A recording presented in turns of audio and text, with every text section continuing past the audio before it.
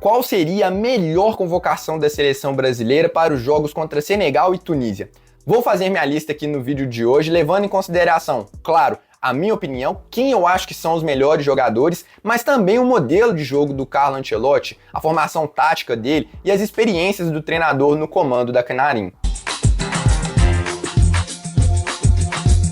Começando pelo gol, meus 3 convocados seriam Ederson do Fenerbahçe, Everson do Atlético e Luiz Júnior do Villarreal. Lembrando que a gente tem o Alisson e o Hugo Souza lesionados, então a gente já perde aí 2 jogadores que estão no radar da seleção, mas não poderiam ser convocados. E por que esses 3 nomes aqui? Vou começar pelo Ederson. Primeiro, porque nenhum outro goleiro me passa muita confiança para ser o reserva do Alisson em uma Copa do Mundo. O Ederson, não é que ele precisa ser testado, mas seria bom ver como está o goleiro brasileiro.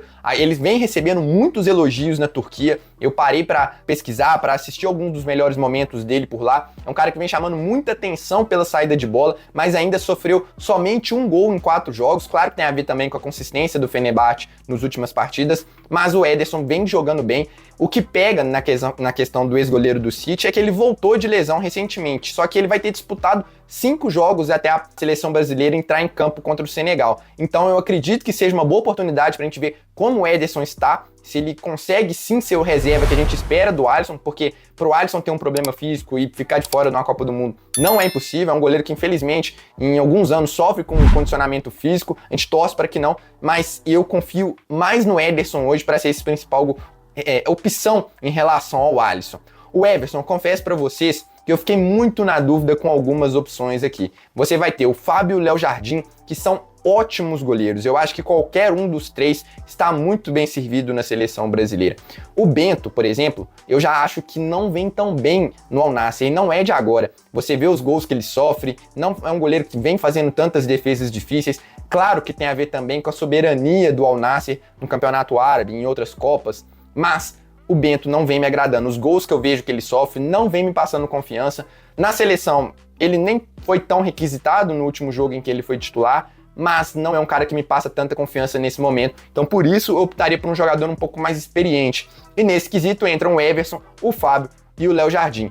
Sinceramente, eu acho muito o goleiro a posição talvez mais difícil de você medir quais são aqueles melhores quando você tem goleiros de ótimos níveis. Talvez o Léo Jardim faça as defesas mais difíceis que o Everson, mas eu acho o Everson mais seguro, apesar dele ter falhado contra o Independiente del Valle. É um gol que ele não costuma sofrer, mas é um goleiro muito constante ao longo da temporada e que joga muito bem com os pés. Eu acho que isso também é um atributo importante para a seleção brasileira. Bento e Hugo Souza, por exemplo, já não são tão bons nesse sentido. Então, eu coloco o Everson à frente nesse momento. O Fábio também seria uma ótima opção. Sempre fico na dúvida de, levo o Fábio mesmo ele sendo tão experiente assim. Eu acho que o Fábio é um goleiro que traz muito repertório, um cara de muito reflexo, mesmo com 40 e tantos anos. Mas nesse momento eu fico com a segurança do Everson. E o Luiz Júnior? Cara, o Luiz Júnior eu tava olhando aqui, pesquisei bastante para fazer esse vídeo, como sempre. E o Luiz Júnior vem alternando entre titular e reserva. Pelo que eu pude ver, é porque o outro goleiro do Villarreal também é muito bom. Os goleiros do Villarreal, os torcedores falam que o Villarreal talvez tenha a dupla mais equilibrada do futebol espanhol. Os 2 são muito bons e por isso o Luiz Júnior tem alternado, não por falha dele. Tanto é que vi aqui vários melhores momentos. Eu acho que para goleiro tudo bem, porque você vai ver todos os momentos em que ele foi mais exigido. E impressionante a qualidade do Luiz Júnior para fazer as defesas. É um goleiro jovem, vocês sabem, quem me acompanha aqui há mais tempo, que eu gosto de colocar um terceiro goleiro que é um pouco mais jovem para pegar um pouco mais de experiência na seleção brasileira. E o Luiz Júnior, olhando ainda números que eu acho que para goleiro também é muito difícil de você medir isso, mas 2 números do Luiz Júnior me chamaram a atenção. Ele é um dos goleiros com maior percentual de defesas. Por exemplo, a cada 10 chutes que ele leva somente 2 gols. São 78%. Ele está acima de todos esses goleiros aqui que eu citei. Em relação aos brasileiros, ele é o que está mais acima. E ele também tem uma métrica que é lá para quem gosta desse tipo de estatística, lá no FBref, que o Luiz Júnior ele é o goleiro ao lado do Courtois e do Oblak, com o menor gols. Como é que eu explico essa estatística? Que os gols que ele leva tem a menor probabilidade do goleiro defender. Então, você pegando a idade do Luiz Júnior, a qualidade das defesas que ele tem, o protagonismo que ele vem tendo nos jogos do Villarreal e a má fase, por exemplo, do Bento, e a ausência do Alisson e do Hugo Souza, eu acho que tá na hora de a gente dar uma chance pro Luiz Júnior. Eu venho batendo nessa tecla aqui há algum tempo. Você vai ter também um goleiro que eu gosto muito, mas que voltou recentemente de lesão e fez somente um jogo até o momento, é o Lucas Perry. Eu deixaria um pouco mais pra frente, ver como que vai ser a temporada dele na Inglaterra.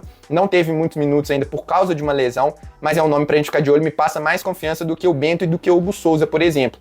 Mas nesse momento eu fico com eles. A gente ainda vai ter o Gabriel Brazão, mas que também não me passa tanta confiança como esses três aqui que eu coloquei na lista. Vamos para a zaga. Meus 4 zagueiros seriam Éder Militão, do Real Madrid, Marquinhos, do PSG, Gabriel Magalhães, do Arsenal e Murilo, do Nottingham Forest. Olha, eu não vou nem perder muito tempo falando sobre Militão, Marquinhos e Magalhães. De verdade, eu acho que é muito difícil da gente discordar desses 3 nomes. Se você discorda, amigo, desculpa, mas não tem como. Assim, não, é um nível muito acima para os outros zagueiros, sabe?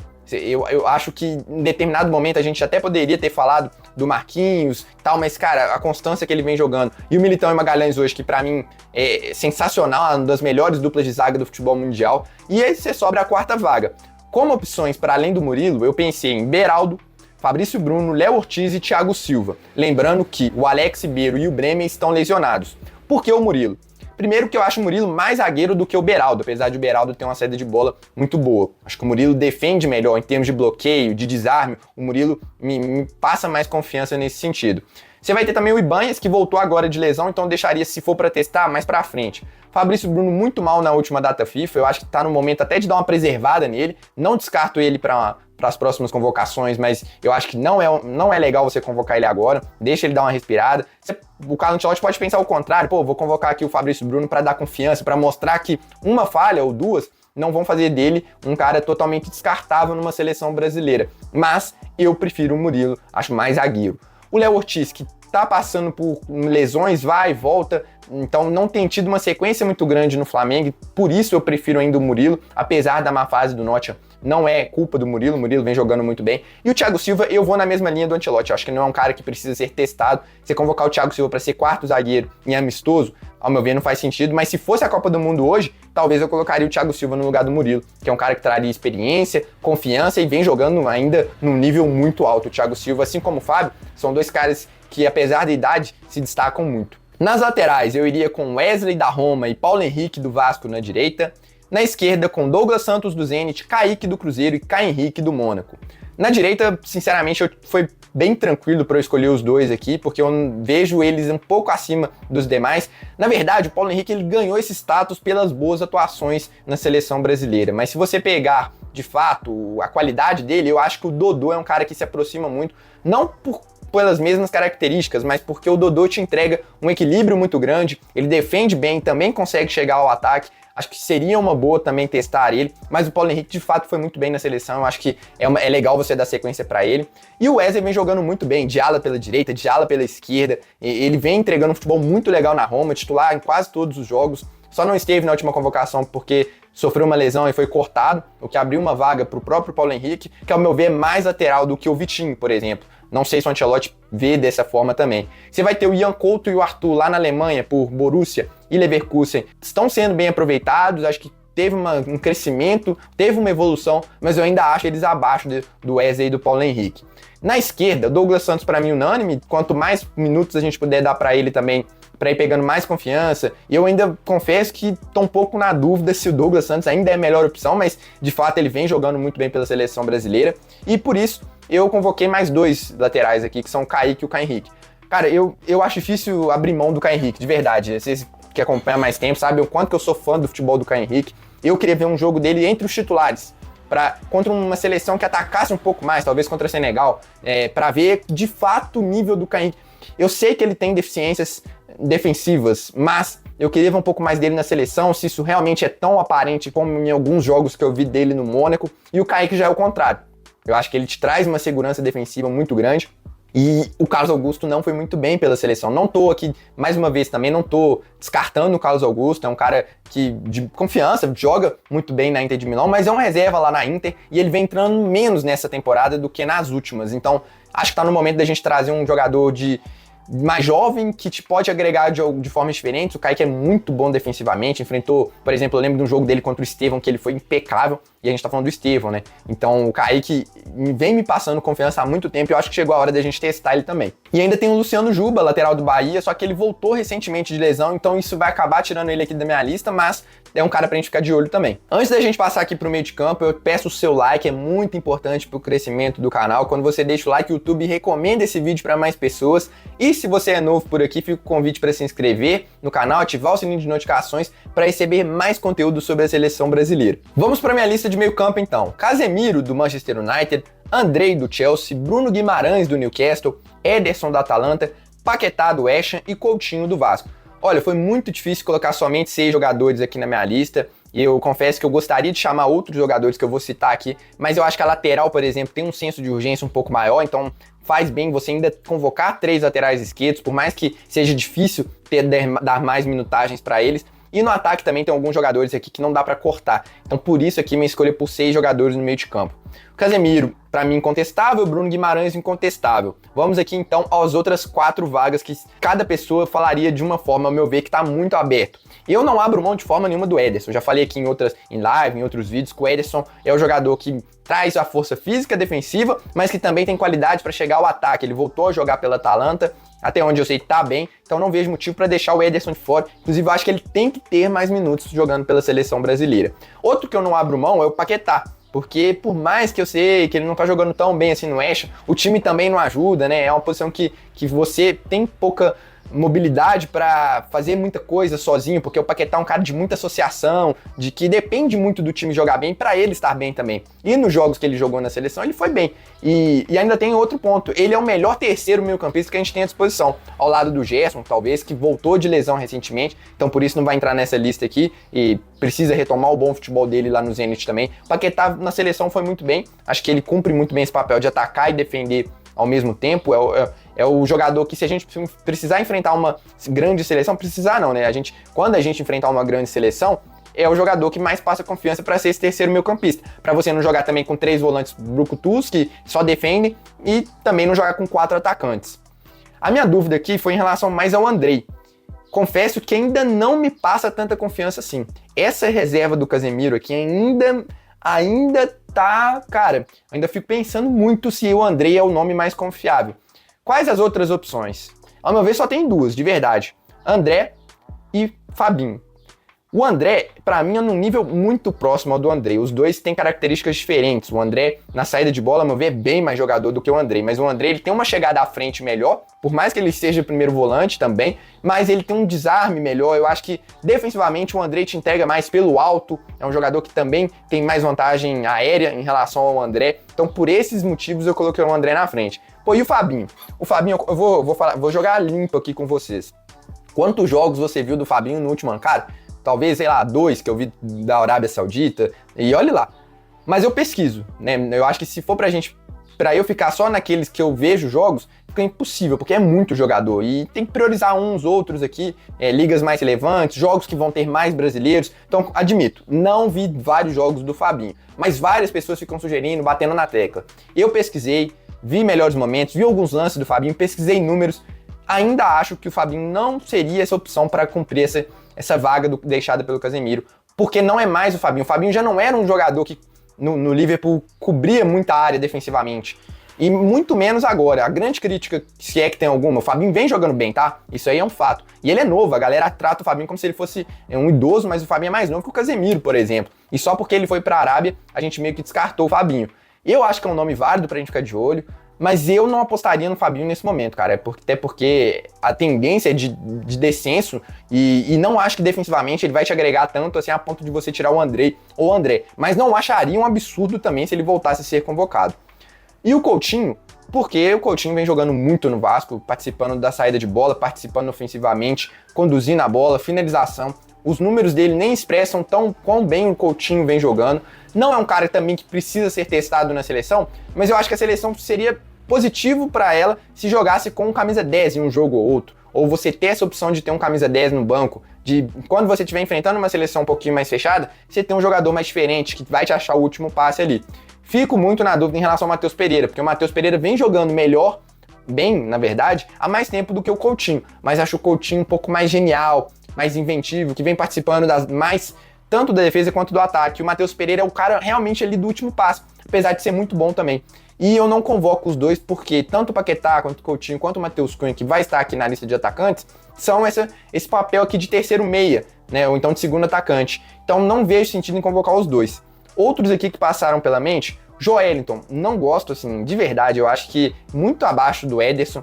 O João Gomes, defensivamente, ele te agrega muito. Acho que para uma Copa do Mundo, você ter um cara como ele é de se pensar. Ele já esteve na última, mas eu daria uma chance pro Ederson nesse momento. Dar minutagem pro Ederson, acho que seria mais importante do que você ter o João Gomes. Gabriel Sara vem jogando muito bem no Galatasaray, mas acho um pouco abaixo do Ederson. Um pouco não, acho que o Ederson hoje está no patamar acima do Gabriel Sara, apesar de serem características diferentes. Você vai ter também o Ângelo, que vem fazendo um papel ali de segundo volante no Al Nassr, se transformou nisso e vem agregando muito, cara. O Ângelo vem jogando muito bem, não me surpreenderia também. Ele faria essa função meio que do Paquetá, de ser esse terceiro meio-campista. Não agrega tanto assim ofensivamente e é um recorte muito pequeno.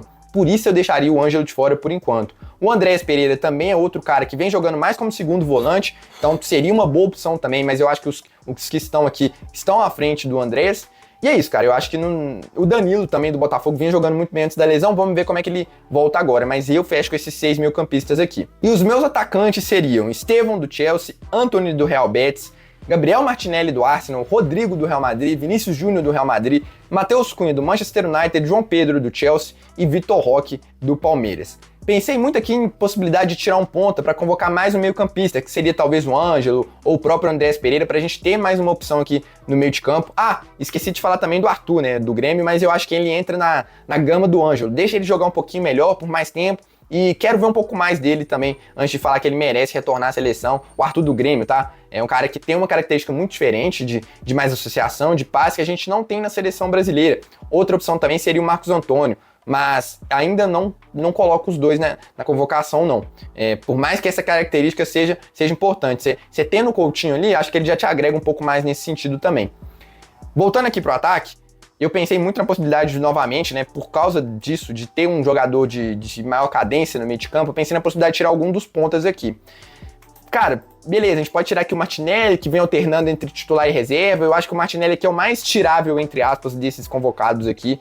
Fico muito na dúvida se realmente vale a pena convocar tanto ponta assim. Mas o que eu pensei? Na direita você tem o Estevão e o Antony. Na esquerda você teria o Rodrigo e o Martinelli, porque o Vinícius Júnior, na minha cabeça, vai ser um segundo atacante, ou um centroavante ali da seleção. Acho que a posição que ele rendeu muito bem com o Ancelotti no Real Madrid e jogou muito bem também pelo Brasil na última data FIFA. Então por isso eu deixei o Martinelli nessa data FIFA aqui. Mas seria totalmente plausível tirar ele. Por que o Estevão e o Antony e não o Luiz Henrique? Eu acho que o Luiz Henrique já foi muito testado. É um cara que me passa total confiança que ele vai jogar bem na seleção. Claro, na última data FIFA nem foram os melhores jogos do Luiz Henrique, mas você tem ali o Antony numa crescente no Real Betis e que teve poucos minutos com o Ancelotti. Eu acho que o Antony te entrega mais gols, mais assistências, é um cara mais decisivo. E eu acho que falta isso para alguns pontas do Brasil, como o Rodrigo, o Savinho, o próprio Luiz Henrique, que no Zenit tem poucos gols, não são pontas muito artilheiros. E o Antony me passa mais essa confiança, sabe?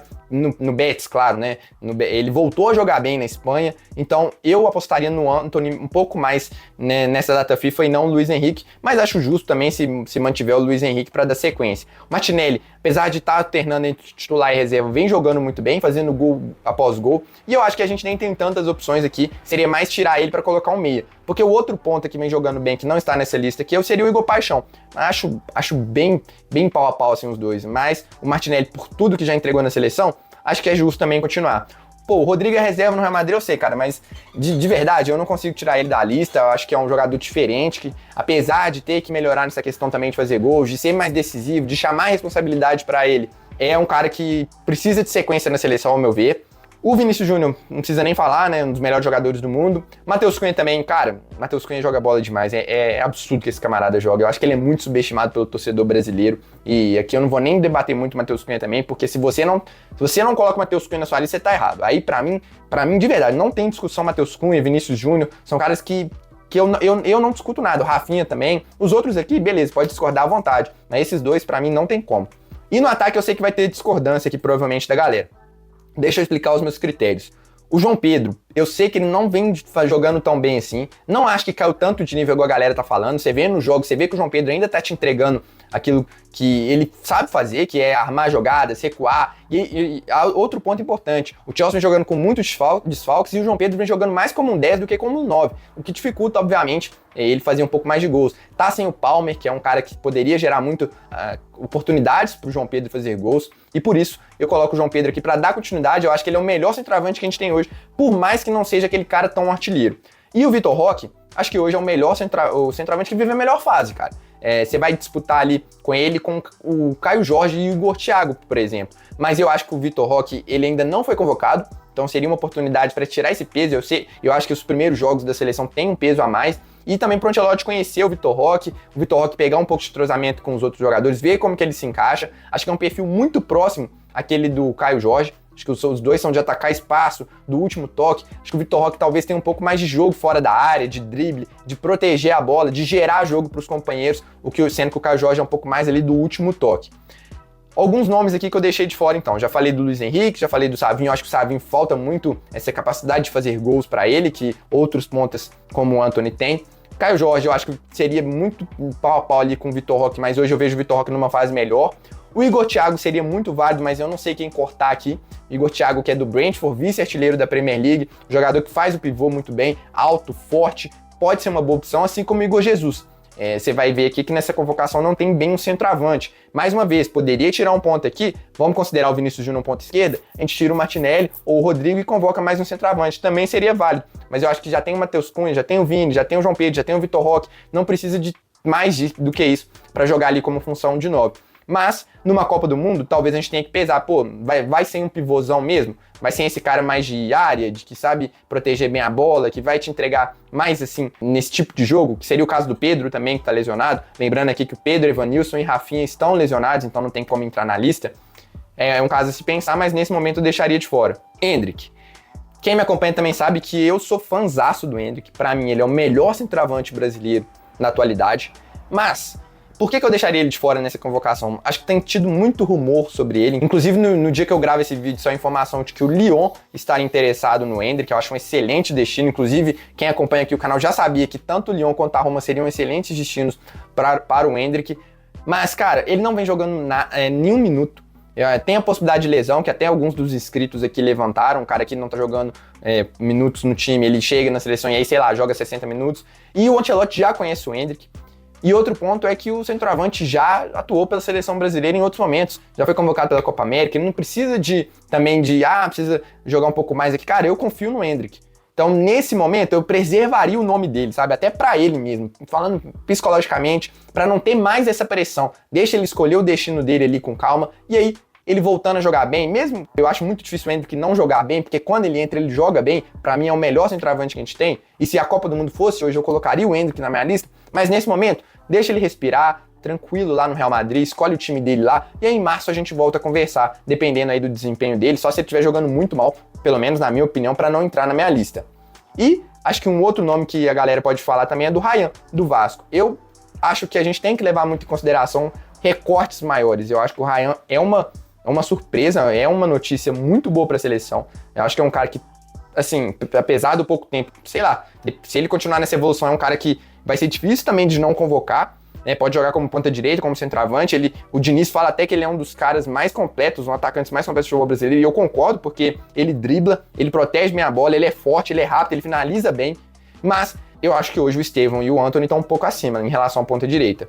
A discussão ali poderia ser com o Vitor Roque, mas eu acho que a gente precisa mais um cara de área do que um segundo atacante, que é o caso do Ryan, né? Apesar que ele também pode ser esse goleador, mas eu acho que por característica eu convocaria o Vitor Roque para você ter um centroavante mais de ofício na seleção, mas com total atenção para a evolução do Ryan. Bom, essa seria a minha convocação. Obviamente eu quero saber a opinião de vocês, quais nomes vocês discordam, sempre com respeito, sempre com argumentos, porque vocês colocariam um e não outro. Deixa aí nos comentários, se inscreva, deixa o like e fica o convite para vocês assistirem qual seria a escalação do Ancelotti na Copa do Mundo se o torneio começasse hoje. Informação aí muito legal para você que gosta de seleção brasileira. Tô deixando o vídeo aqui aparecendo para vocês. Eu vou nessa, um abraço e até a próxima.